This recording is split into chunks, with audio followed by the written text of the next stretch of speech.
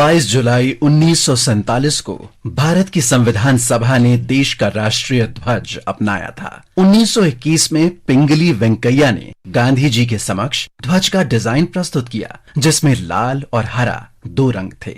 आर्य समाज नेता और शिक्षाविद लाला हंसराज ने सुझाव दिया कि ध्वज के केंद्र में चरखा जोड़ा जाए। गांधी जी ने बाद में ध्वज को संशोधित किया और बीच में सफेद रंग की पट्टी जोड़ी। मई 1923 में नागपुर में ब्रिटिश शासन के विरुद्ध हजारों लोगों ने इस ध्वज को लेकर शांतिपूर्ण प्रदर्शन किया। ये ध्वज भारत के लिए राष्ट्रवाद से संबंधित हो गया और इसे अगस्त 1931 में कांग्रेस के वार्षिक अधिवेशन में आधिकारिक रूप से मान्यता दे दी गई। अधिवेशन में पट्टियों की वर्तमान व्यवस्था और लाल के स्थान पर केसरिया रंग के उपयोग की भी स्वीकृति दी गई। केसरिया रंग साहस और बलिदान, सफेद रंग शांति और सत्य और हरा रंग उर्वरता और समृद्धि का प्रतीक है। 22 जुलाई 1947 को भारत की संविधान सभा ने देश के राष्ट्रीय ध्वज को अपनाया और उसमें कुछ संशोधन भी किए।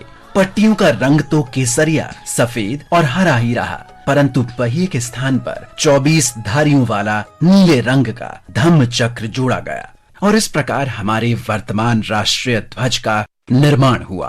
आज हम स्वतंत्रता सेनानी जतेंद्र मोहन सेन गुप्त को याद कर रहे हैं। उन्हें प्यार से देशप्रिय भी कहा जाता है। जतेंद्र मोहन का जन्म 22 फरवरी 1885 को चटगांव में हुआ था, जो अब बांग्लादेश में है। वे मूल रूप से अनुशीलन समिति के सदस्य थे, लेकिन बाद में वो बैरिस्टर एट लॉ बन गए। कई मामलों में उन्होंने अदालत में राष्ट्रवादी क्रांतिकारियों का बचाव किया और उन्हें फांसी के फंदे से बचाया। उन्होंने पहाड़ तल्ली मुकदमे में सूर्य सेन, अनंत सिंह, अंबिका चक्रवर्ती का बचाव किया और एक युवा क्रांतिकारी प्रेमानंद दत्ता को भी बचाया, जो इंस्पेक्टर की हत्या से संबंधित मामले में आरोपी थे। जतेंद्र ने 1921 में असहयोग आंदोलन में भाग लेने के लिए वकालत छोड़ दी। उन्होंने आंदोलनों का आयोजन और नेतृत्व किया। चांदपुर में वे चाय बागानों के सत्याग्रही मजदूरों के साथ जुड़े थे। इसके लिए उन्हें 1921 में गिरफ्तार किया गया। देश बंधु चितरंजन दास के बाद जतेंद्र मोहन बंगाल प्रांतीय कांग्रेस समिति के अध्यक्ष बने और उसके उपरांत 1925 में कलकत्ता निगम के मेयर भी रहे। वे 1926, 1927, 1928 और 1930 में भी कलकत्ता के मेयर चुने गए। वे 1926 में बंगाल विधान परिषद के लिए चुने गए। फरवरी 1930 में वे बर्मा गए, जहां उन्होंने जनसभा को भी संबोधित किया।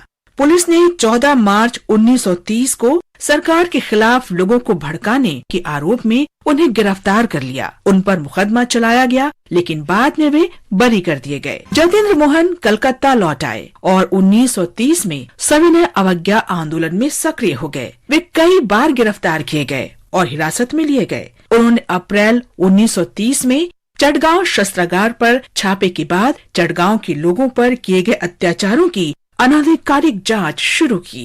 वे अक्टूबर 1931 में गोल मेज सम्मेलन में भाग लेने के लिए लंदन गए और अपनी जांच रिपोर्ट प्रस्तुत की। भारत लौटते हुए उन्हें 17 जनवरी 1932 को मुंबई के पास जहाज पर ही गिरफ्तार किया गया और पूना में यरवदा जेल भेज दिया गया। बाद में उन्हें दार्जिलिंग भेज दिया गया, जहां दुर्व्यवहार और एकांतवास के कारण उनका स्वास्थ्य बिगड़ने लगा। उन्हें 5 जून 1933 को रांची में नजरबंद किया गया, जहां केवल उनकी पत्नी को उनके पास जाने की अनुमति थी।